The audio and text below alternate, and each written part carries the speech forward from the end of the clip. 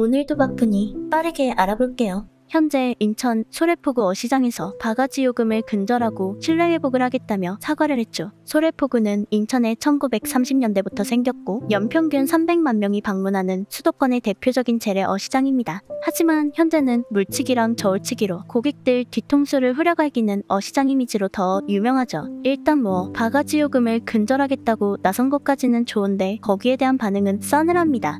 그동안 뒤통수 친 게 한두 번이 아닌데 당연하지.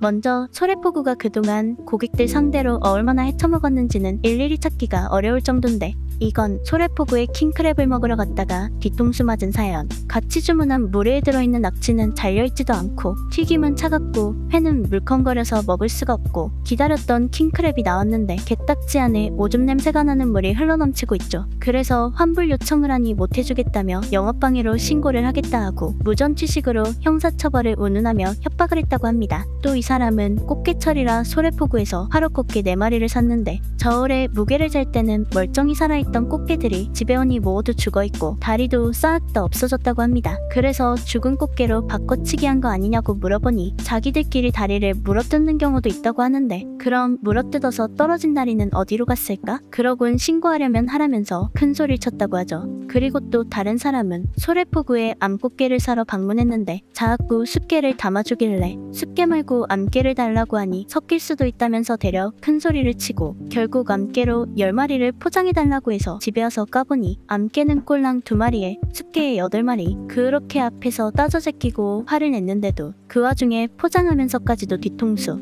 장난하나 진짜. 이렇게 튀김은 비닐막도 없이 놓여있어서 비둘기가 앉아서 포식을 하고 있는데 가게 주인은 나와서 쫓아내지도 않죠. 어느 한 유튜버도 소래포구에서 꽃게를 구경하는데 그걸 보던 상인이 찍는 게 불법이라면서 소래바닥에서 핸드폰을 깨버려도 아무 말 못한다고 위협을 합니다. 그리고 또 다른 유튜버도 킹크랩을 구매하는데 은근슬쩍 구멍 없는 바구니로 물치기를 하려다 물치기 하지 말라고 하니 대수롭지 않게 물을 빼는 모습. 물이 얼마 없는 것 같이 보여도 저 찰랑거리는 물 조금이 200g이 넘는데 단가는 100g당 6,000원이라고 합니다. 그래서 이번엔 스티로폼 뚜껑에 올려서 무게를 재는데 또 조금이라도 물을 더 머금을 하고 킹크랩을 물에 적셔서 올리는 모습. 진짜 가지가지 한다. 저렇게 장사하면서 매일날 첫날 가난한 상인이라 힘들다 소리 하는 거 보면 웃음이 나올 뿐이죠. 거기다 무허가 불법 건축물로 매년 형사처벌이 반복되는 데다가 이 횟집은 연달아 처벌받은 이력 때문에 온 가족들이 전부 다 전과자라고 합니다. 합법 건축물을 지으려면 돈이 필요하지만 쓸 돈은 없고 수십 년 동안 자리를 지켰다는 관계도 없는 이유를 대며 보상을 요구하기도 하죠. 그래서 법적 근거도 없는 보상은 해줄 필요가 없는데 강제 철거도 반발이 심해 못하고 있다고 합니다. 그니깐 불법으로 건축물 짓고 무허가 상점 주제에 보상 요구를 하고 그러면서 방문하는 고객은 뒤통수 치고 걸려도 배째라 하고 있었던 게 소래포구 어시장이 쌓아온 이미지였습니다.